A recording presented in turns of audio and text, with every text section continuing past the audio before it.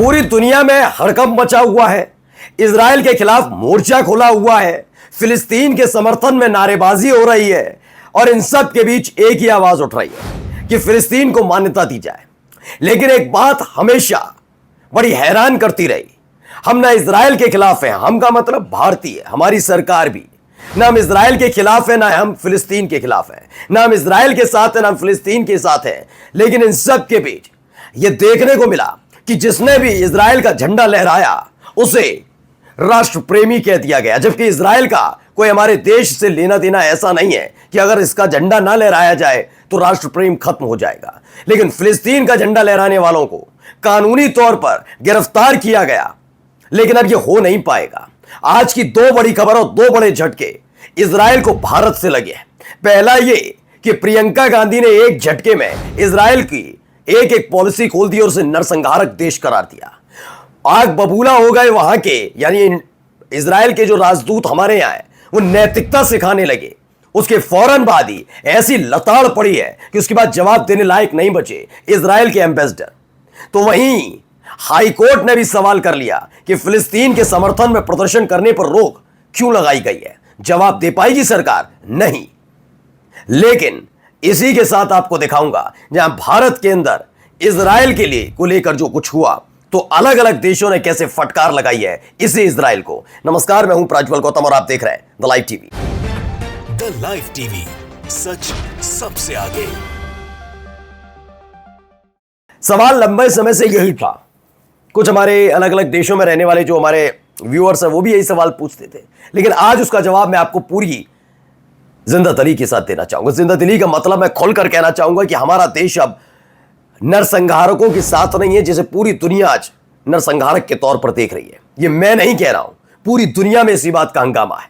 वो देश भी जो लगातार इजराइल के साथ खड़े थे उन्होंने भी कह दिया अब अत हो गई, अब बर्दाश्त नहीं करेंगे तुम्हारी हरकतों को, संबंध खत्म हो गए। और अब देखिए प्रियंका गांधी ने एक ट्वीट किया। पहले यह वैसे ट्वीट तो बीजेपी के नेताओं की तरफ से भी होना चाहिए, क्योंकि उन्हीं की शासित सरकार की तरफ से बार बार कहा जाता है कि वो फिलिस्तीन के साथ भी है और फिलिस्तीन में जो हो रहा है उसे देखकर दिल दुखना चाहिए था। खैर वो नहीं कर पाए क्योंकि उनको एक समुदाय से दिक्कत है। सिर्फ वही समुदाय ना होता, कुछ और होता तो शायद वो कुछ बोलते भी, लेकिन जिस समुदाय के खिलाफ जब झंडा ही बुलंद कर रखा तो क्या ही बोल पाएंगे। लेकिन प्रियंका गांधी ने बोला, उन्होंने बताया कि इजराइल एक ऐसा देश है जो नरसंहार कर रहा है। यही नहीं, अब तक उसने 60,000 लोगों की जान ली है, जिसमें से 18,430 तो अकेले बच्चे हैं। भूख से तड़पा तड़पा का बच्चों को मार रहा है। यह है इजराइल का असली चरित्र। जैसे ही यह खबर आई वैसे ये व्यक्ति, ये अजहर नाम का व्यक्ति हैं जो इजराइल के राजदूत हैं, हमारे देश में तैनात हैं, इन्होंने जो प्रियंका गांधी हैं उनके ट्वीट पर रिट्वीट करते हुए क्या कहा, लिखा, शर्मनाक बात तो आपकी धोखेबाजी है। ये सोचिए, एक ऐसा देश धोखेबाजी का पाठ पढ़ा रहा है, जो देश खुद धोखा करके, जिस देश ने शरण दी उसकी जमीन पर कब्जा करके बैठा है, वो इजराइल समझा रहा है धोखेबाजी होती क्या है। खैर आगे पढ़िए। इजराइल ने 25,000 हमास आतंकवादियों को मार गिराया। 25,000 हमास के आतंकवादियों को, सुन लीजिए। और कितने मासूमों को मारा ये बता ही पाएंगे एम्बेसडर, ये राजदूत बता पाएगा? नहीं। मानव जीवन की भयानक कीमत हमास के नागरिकों के पीछे छिपने की घिनौनी चालों, पलायन करने या सहायता प्राप्त करने की कोशिश कर रहे लोगों पर गोलीबारी और रॉकेट हमलों के कारण हुई है। इनका कहना है कि हाँ हमने मारा। सोचिए, ये आदमी खुद कह रहा है कि हमास के, मैं चलो आतंकी इसके हिसाब से बस शब्द बोल रहा हूं, जैसे हम तो लाका कहते हैं, वो उनके पीछे छिपते थे, इसलिए रॉकेट दाग देते थे, बम दाग देते थे। सोचिए क्या कह रहा है आदमी, व्यक्ति।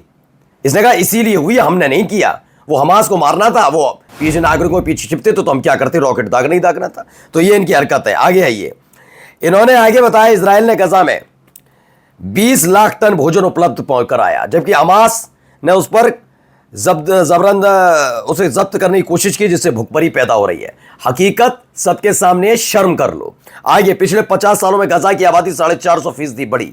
एहसान तुम्हारा है, तुम तो उनकी जमीन पर कब्जा करके बैठे हो। वहां कोई नरसंहार नहीं हो। हमास के आंकड़ों पर यकीन मत कीजिए।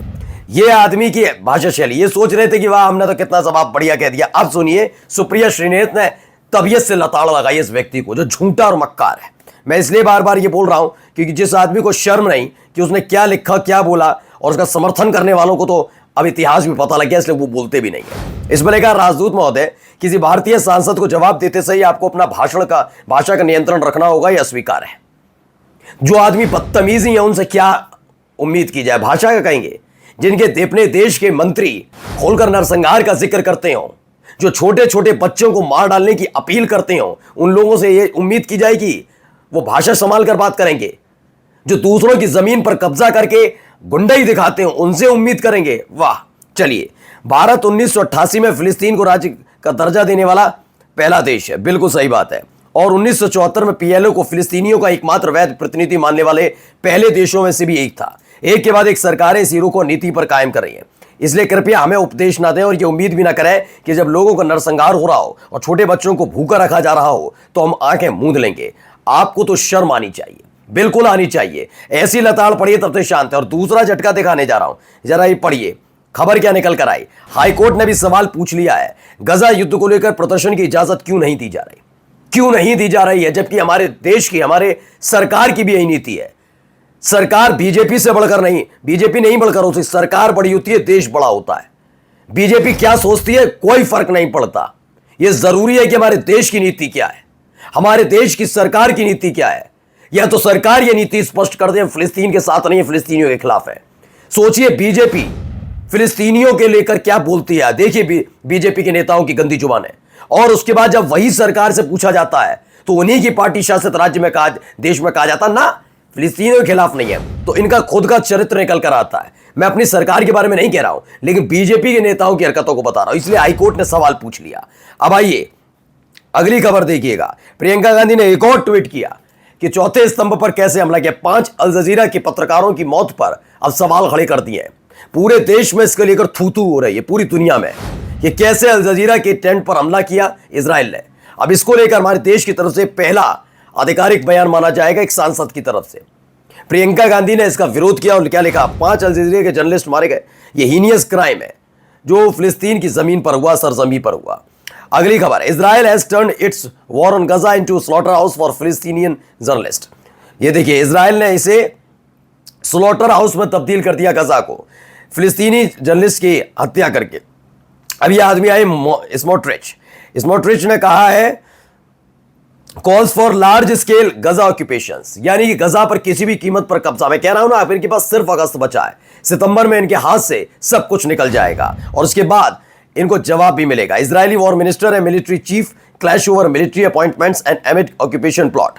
इजराइल के वॉर मिनिस्टर हैं, उन्होंने मिलिट्री चीफ के साथ उनका क्लैश चला ओवर मिलिट्री अपॉइंटमेंट्स एमिड गजा ऑक्यूपेशन प्लॉट। ये खबर निकल गई, इजराइल के वॉर मिनिस्टर और मिलिट्री चीफ के बीच जबरदस्त तरीके से द्वंद्व हो रहा है। ये सोचिए, इनके यहाँ बगावत के हालात पैदा हो रहे हैं। वहीं एक और खबर निकल कर आई, इतालवी रक्षा मंत्री ने नेतन्याहू पर तर्क और मानवता खो देने का आरोप लगाया। उन्होंने कहा कि इस आदमी ने सब कुछ खो दिया है, ना ये स्पष्ट जवाब दे सकते कि गजा के अंदर क्या कर रहे हैं, और मानवता तो बची नहीं है। क्रेसोटो ने कहा कि गजा में इजराइल के हमले और कब्जे वाले पश्चिमी देश में गंभीर अपराध वास्तविक बदलाव के लिए कार्रवाई की मांग करते हैं। और देखिए अगला, ये एक चीज तस्वीर भी निकल कर आई है साथ में एक तरीके से। इस तस्वीर के जरिए समझिए द इवनिंग, ये सैकड़ों लोग as retired and reserve IAF pilots ये आए निकल कर। सोचिए वहां पर भी जो पूर्व सैनिक हैं वो इजराइल की सरकार के खिलाफ उतर आए हैं। सैकड़ों जो रिटायर हो चुके हैं और रिजर्व इजरायली वायुसेना के पायलट हैं वो तेल अवीव में इकट्ठा हुआ एटीएफ मुख्यालय के बाहर। और जो ये युद्ध लगातार गजा के साथ चल रहा है, इसको लेकर कहा कि फौरन इसे बंद करो, बंद को जो है इस समय हमास कब्जे में उन्हें वापस लाया जाए। पायलट युद्ध को आगे बढ़ाने के आईडीएफ चीफ ऑफ स्टाफ के विरोध का समर्थन करने की योजना बना रहे हैं, क्योंकि चीफ ऑफ स्टाफ इसे लगातार इसका विरोध कर रहे हैं, जिसको लेकर इजराइल के प्रधानमंत्री बेंजामिन नेतन्याहू की पत्नी और उनके बेटे की बदजुबानी भी सामने आई थी। इस बात पर जोर देंगे कि बंधकों को 676 दिनों से बंधक बना रखा है, सैनिक अभी भी खतरे में। इन तमाम चीजों को लेकर अब वहां पर विरोध प्रदर्शन भी शुरू हो गया। सोचिए, एक तरफ वॉर मिनिस्टर और जो इनके अपने मेरे चीफ ऑफ स्टाफ है उनके बीच लड़ाई चल रही है। तमाम चीजें वहां पर देखने को मिल रही हैं। अगली खबर देखिए, एक और खबर निकल गई। नॉर्वे के उप विदेश मंत्री हैं एंड्रियोस मोड्सफील्ड क्राविक ने अल जजीरा को बताया कि यदि नेतन्याहू नॉर्वे का दौरा करते हैं तो नॉर्वे उनके खिलाफ आईसीसी गिरफ्तारी वारंट को लागू करेगा, यानी गिरफ्तारी कर ली जाएगी। यह स्पष्ट कर दिया। और जाते जाते एक महत्वपूर्ण खबर और आपको दिखा रहा हूं, यह नॉर्थ कोरिया की तरफ से वीडियो जारी किया गया है। पहले ये वीडियो देखिए।